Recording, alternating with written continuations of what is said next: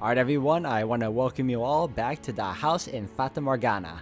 And I can guarantee you guys that this game is slowly building up to some sort of dark, terrible thing to come. Like, I can already tell, if only because I already love the relationship between Mell and his sister and the white-haired girl. Like, there's so many things that's gonna happen, and I know that there's gonna be a reckoning. And I'm looking forward to it, but I'm also a little concerned. And I can't wait to see how it all plays out, guys. So I hope you all continue to enjoy watching. And let's see how this turns out. Alright, guys, and we are back. No, if for some reason they don't know she isn't aristocratic, I'm better off not saying anything. But if they don't, then does that mean she's been lying to us? And to them? I have to find out. This time, I must get answers. No, absolutely not. You come back and the first thing you say is that? I hate you, father. I will not stand for this. Why? Why would he just suddenly throw that on me? I have a feeling he set up like a, what do you call it, an engagement with some dude. He didn't even ask for my opinion. Yep, it sounds like it. No, I won't do it. I'm fine the way things are. I'm just fine. Dearest Mell, I need your help. I don't want to get married. See, I knew it. That sucks.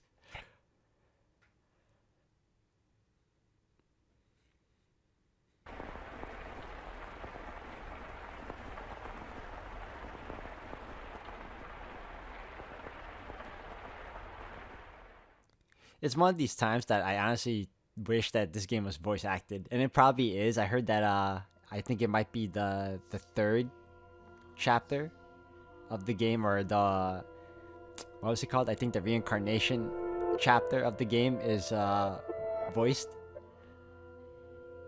This may seem sudden, but I must confess that I made a grave mistake.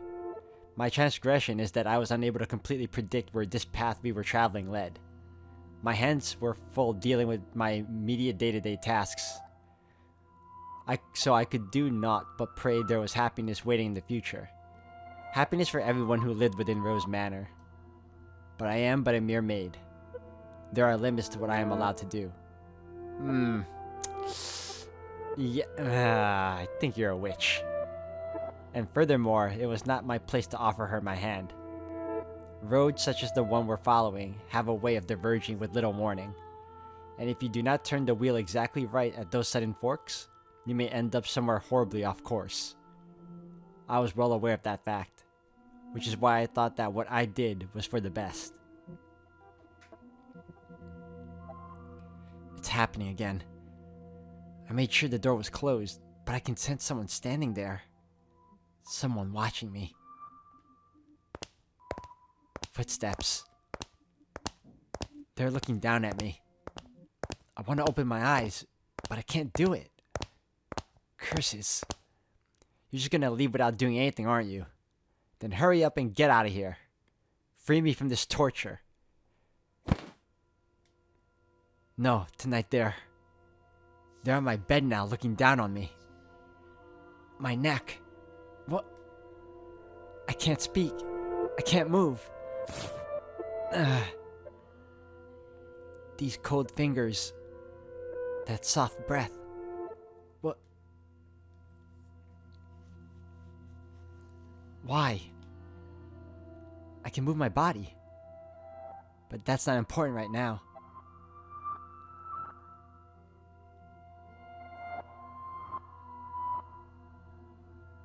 Oh, what, is she a vampire? You smell of roses, the scent of a world far removed from ours. He made to gasp at the sight before him, only to realize he could not. The pressure of her cold fingertips wrapped around his throat robbed him almost entirely of the ability to breathe. Why? He silently mouthed the word. For that moment at least, her melancholic ruby eyes were focused wholly on the flaxen-haired young man. In them glowed a faint flicker of willpower, and in a continuously burning agitation that roused her to action. I told you to stop being so kind to me. Why? It it will all be over. It will all be over soon. Please don't make any noise. Why? To put an end to this family. You are my only. Why are you shaking? What? Upon hearing Mel's words, the strength drained from her slender fingers. He had not been questioning why she would do such a thing. There was, of course, a trace of bewilderment visible in his eyes, but he did not shout, nor did he tremble in fear. He instead expressed concern for the young woman who looked like a cornered rabbit. I am not shaking. You are. I can see it. As he slowly regained his breath, Mel's voice too grew clearer. Conversely, the red-eyed girl's grew progressively more faint and raspy. You are not doing this because you genuinely want to. There is some other reason. This is what I desire. Have you been to my room before? You have. I'm sorry. Well, I'll be damned. Tell me, why are you shaking? You're not putting any pressure on my neck. Why haven't you run? Because I cannot fathom why you would do this, so I'm not afraid. Do you hate me so deeply you want me dead? Do you despise me to the point you would be willing to take my life with your own hands? No. No, I don't. See? Like I said, there's another reason. If it isn't because you detest me, then tell me why is it? I'm sorry, I will leave your room now. I will do my best not to bother you any further, so please forget anything ever happened. Do you think I'm just gonna say okay and let you go? Why can't you tell me the reason? I'm sorry. Alright then, I'll try and guess. What? It has something to do with your lineage. You're troubled by it somehow, am I right? I thought so. How do you know about that? The priest of the church told me he had seen you before. He also told me a little about your origin. But that's all I know. The only difference between us is social rank. I don't know what would cause you to do this. Please tell me who you really are. Tell me why you came to the mansion, and why father allowed you to be a maid. I haven't said anything to mother or father. If you're hiding the truth from them, they still don't know. But I want to. I won't get mad at you or have you punished. I'll even swear to God if you'd like. I want to be the prince who whisks you away. I want to be like the prince who rescued the girl from the dark mansion and showed her the world. I know I'm not that dependable, but I want to help you. Why do you show me such compassion? Why do you treat me like this? I have my hand around your neck. Why? I thought it would be obvious. Or have I not expressed myself well enough? I love you. Every time you push away, it crushes me. I didn't even know my heart could feel such distress. If you dislike me and don't want to be with me, then, well, I'll just have to live with that. As much as it may hurt. But if you have some other reason, some weight on your shoulders that you can't share with anyone else, tell me. I want to help you. There are other options. Things we can do about your... No, that's not it. Huh? I've tried to hate you so many times. So yes, there's more to it than just social status. But I can't do it. I couldn't make myself do it. What do you mean? I had so many chances, but I couldn't do anything. She spoke in a stifled voice, as if every word had to fight to escape her lips. She appeared so fragile, so precarious, looking down on him, that it seemed as though if a gust of wind were to whisk through the room, it would blow her away completely. Her pale fingers were trembling, like she had tried to squeeze them again and failed. However, her hand did not pull away from his still slender neck. Her hand is so cold. He did not challenge her, but simply kept his eyes fixed on hers, as if carefully watching to see what she would do next. I'll say it as many times as I must. I love you, and I wouldn't be able to accept losing you without knowing anything. So please tell me the reason. I'll see to it that you're taken care of. Those are the words of a man of means, Lord Mell. Of someone blessed enough to have pity for others. You are a foolish young man. You know nothing. But the greatest fool of all is myself. If you agree to punish me, I will talk. Tell me. Her long white hair and his soft flaxen hair touched. For just the briefest of moments, it appeared in the darkness as though they had fused together. The white-haired girl, having finally gathered the courage, began to slowly tell her tale. On the night of the storm, I paid a visit to Rose Manor, this mansion. My father and I were always on the move, traveling across the land by foot, so it was only recently that we heard rumors of Rose Manor. There are several reasons we couldn't stay in one place. First is my unusual appearance. People often find the color of my skin or eyes disconcerting. Unsettling rumors would begin to spread, forcing us to leave. Another reason was my father's line of work.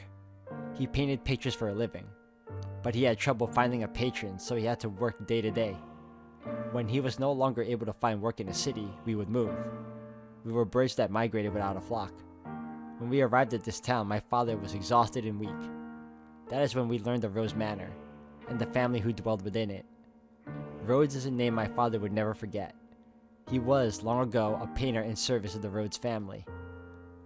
Hold on. Your father was an artist here? Yes. It was before I was born, so you probably don't remember, Lord Mell. So, you knew about us before you came here. For as long as I can remember, I've known the name Rhodes. My father was chased from your house, just because they didn't like something he painted. Having failed the Rhodes family, no one else would become his patron. Just as good reputation spreads, so too does a bad one. Branded once as a failure, no one will take you in ever again. Your nobles throw your parties and spread your gossip about this painter or that sculptor. The rose you tried to give me is an example of that. It was certainly crafted with skill, but the jeweler is only known because some aristocrats spoke highly of him. My father's paintings were no less skillful.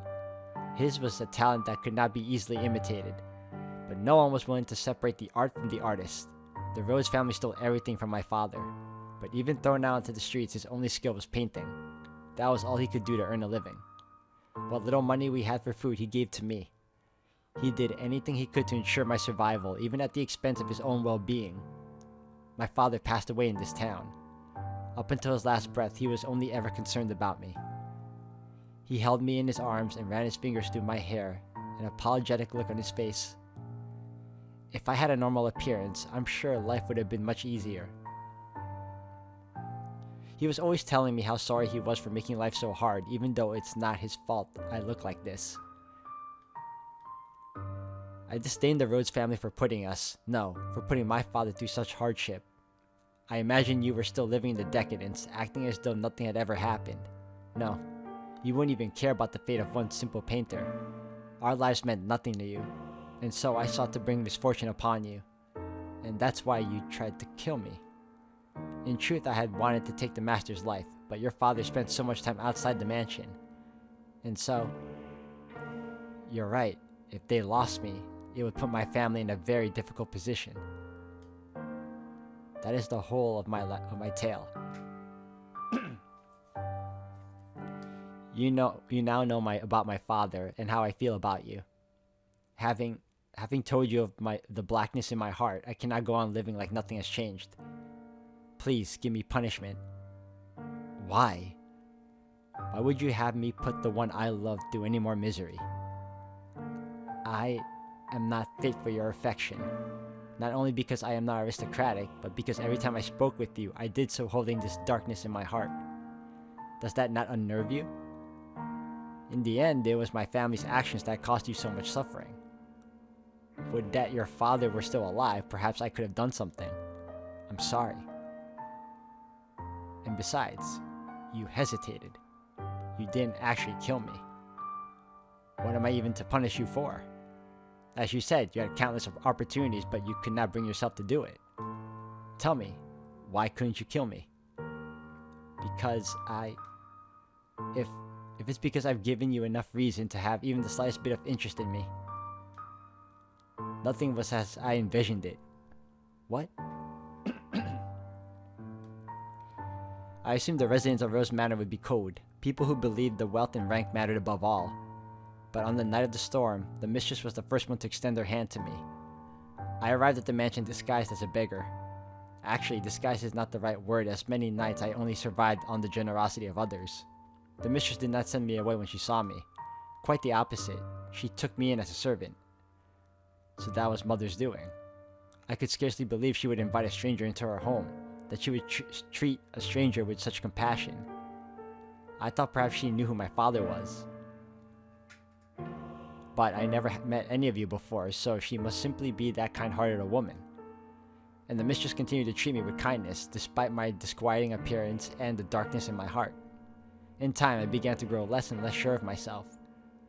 Was what I meant to do truly right? Were the things I felt truly justified? But it was a certain fact that my father was here, and that he had been chased out. So I decided I should take your life, to put an end to everything before I wavered any further. And then...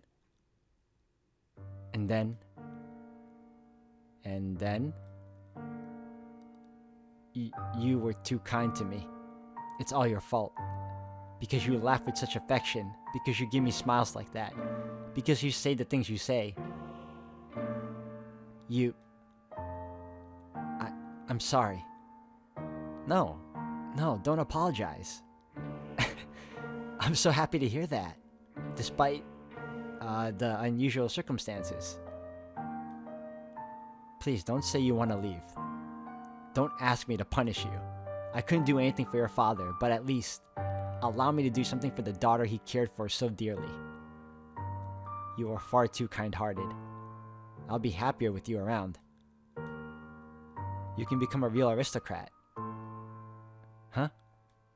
There are families that would be willing to adopt you, especially knowing it would bring them ties to the Rhodes family in the near future. Are you saying, as long as you're okay with that, of course. I don't understand how you could possibly say that. I have my hand around your neck even as we speak. It seems reasonable enough to me. I'm desperately looking for some way to not have to lose you. But I couldn't. I don't know any etiquette or social customs. How could I? You can learn all of that. You're pretty and naturally graceful. You'll do just fine. You are such an aristocrat, Lord Mell. What? The way you can come up with compliments so easily. Only for you.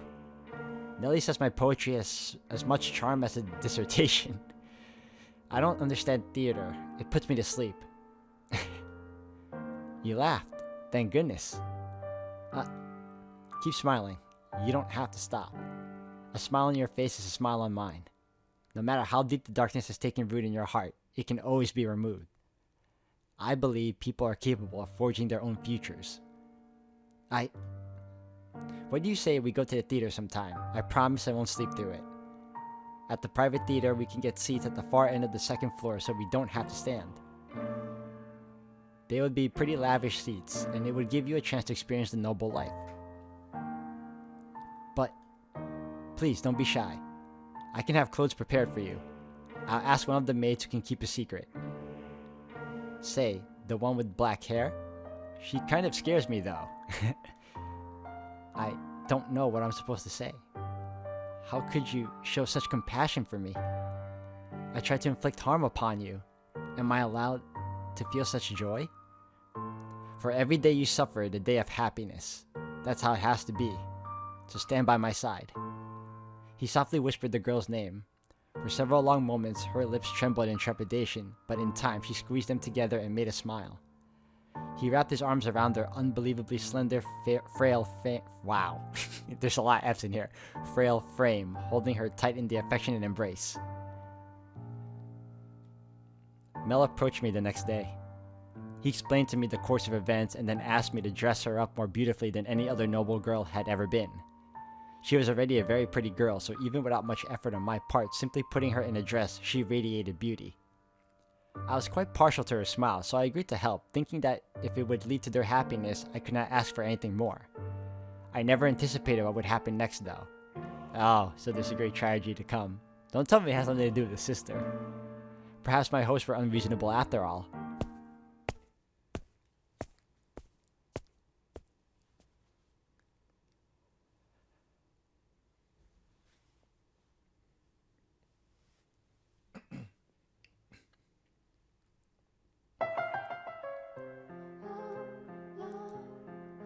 Now, Nelly, you love the theater, so don't look so cross. Nelly was out with the man other than her brother that evening, a rare sight indeed, and she was quite clearly in a foul mood.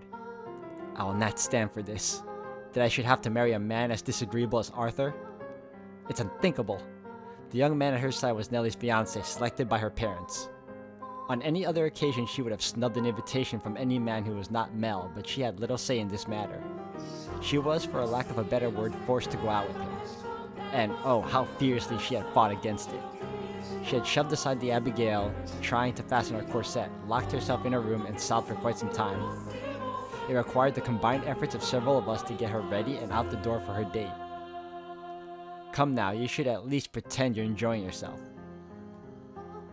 Or do you want people to think we don't get along? Do we get along? Well, I want to, for what it's worth. What it's worth to you is my name, not me. Are you really going to be like that? I went out of my way to take you to your favorite play. The least you could do is be a little kinder to me. What was it called again? Romeo and Juliet? It's been running for 6 or 7 years now. A family like yours or mine could pay to have a brand new script written. So why should we have to see an old play at a theater full of commoners? It may be private, but even so. I would rather just have a show put on at my estate. Stop talking already. Why should I have to marry someone like you? I have absolutely no desire to marry you. Whatever it takes, I will put a stop to this. I'll talk to Father as many times as I must. Please don't make such a scene. It's shameful. There are people around. Remember, you represent your family. Besides, our families are hardly strangers to one another. Try as you might, I doubt you can get rid of me. No matter what you say, you can't break this engagement. You don't. Your parents gave you too much freedom, and look at what a spoiled little girl you became because of it. Oh, see, dude? Nah, you not. I hope she smacks you now. Goodness, you're gonna be quite the handful. Oh, get off your high horse. No, you're the one on a high horse, Nelly. You're gonna be my wife. You could at least put some effort into liking me. What happens when I take you to a social engagement and you act like this? It's shameful to the both of us. This coming from someone who used to call me Lady Nelly. What's your problem? When you choose to act like a lady, I'll gladly call you that again. Goodness gracious. Put yourself in my shoes for a second. I have to marry a bratty little girl because it will help my family. How dare you talk about me that way? You're not a damn princess. Open your eyes. If you think talking to your father will get you out of this marriage, you're welcome to try. I doubt he'll have it, though. Otherwise, you can just go complain about it to your friends. Oh, that's right. As far as I'm aware, you don't have any friends. Enough. As you wish.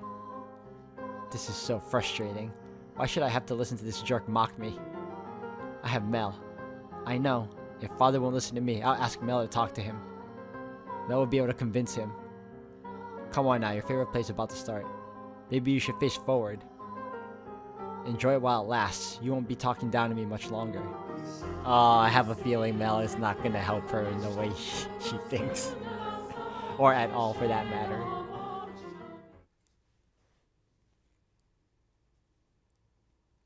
What is that? Wait, Nelly! Get back here! What is that damn child's problem? I didn't give her permission to leave. Father would be sure to hear about this. I cannot have the roads making any more of a fool of me.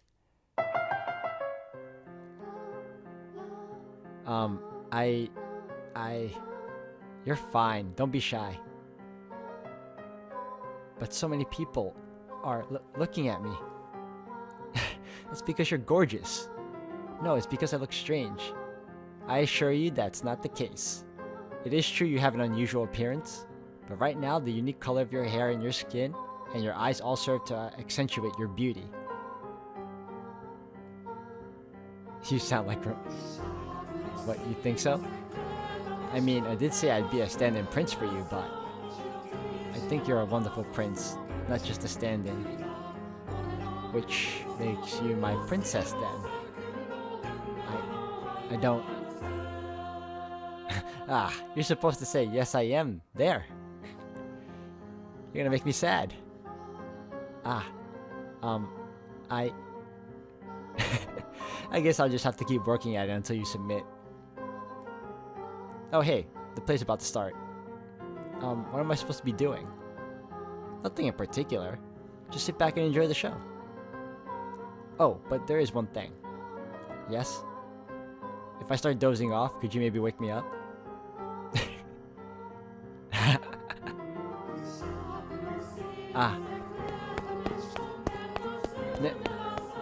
What? Dearest Mell. Nelly? Dearest Mell, why are you... What are you doing here? I asked her to join me. It's nothing to get worked up over. It is. It absolutely is. How many times did I ask you to come with me and you wouldn't? Oh man, I knew it. You don't even like theater, dearest Mell, and you brought her? You're right, I'm not especially fond of plays, but I want her to be able to see one. Why are you making such a big deal out of this, Nelly? She's not suitable for you. What? She isn't good enough for you. Why would you choose her?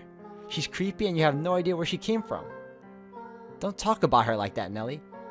But you don't even know who her family is. I do. What? Lord Mell? It's fine. You stay quiet. Like the other maids, she comes from a respectable house. I looked into it. However, circumstances prevent me from telling you what house that is. No. You're lying. That can't be. She doesn't act like a lady. She lacks etiquette, and she probably can't even dance. You expect me to believe someone like her is from a good house? Enough already, Nelly. Mell yelled at me. You have my word, you don't have to worry about her. So please, stay out of this, Nelly. It isn't any of your business if I spend time with her, is it?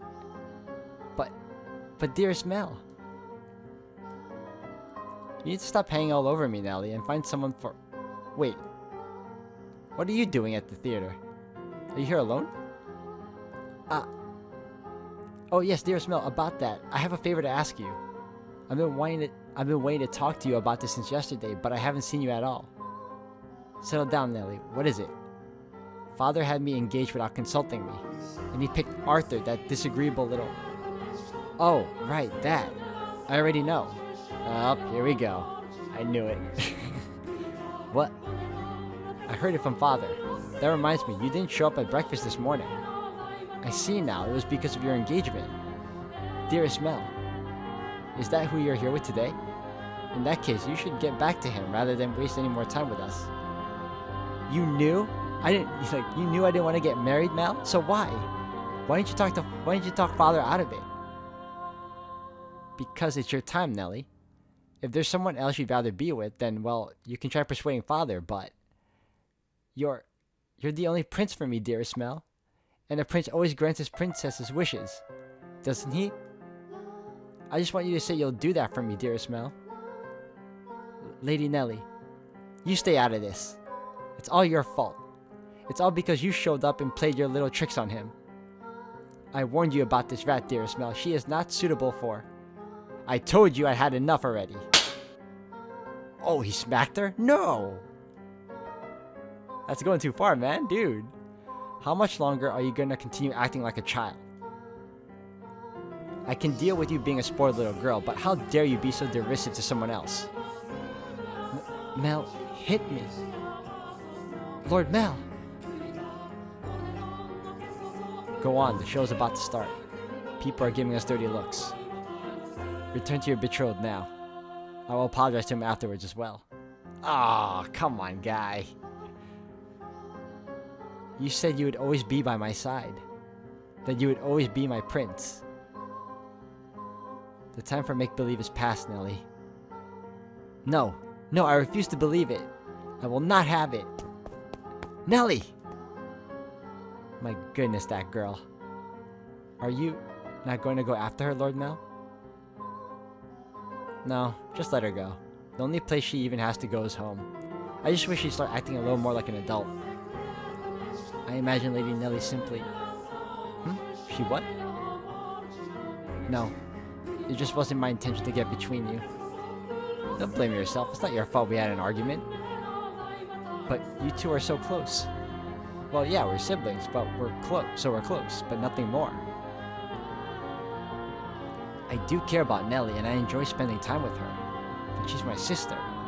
Nothing more. Anyway, sorry for making such a scene. No, I imagine she left her betrothed behind without saying anything, so I'm gonna go apologize to him. We have to keep up appearances. Stay here, I'll be right back. Very well.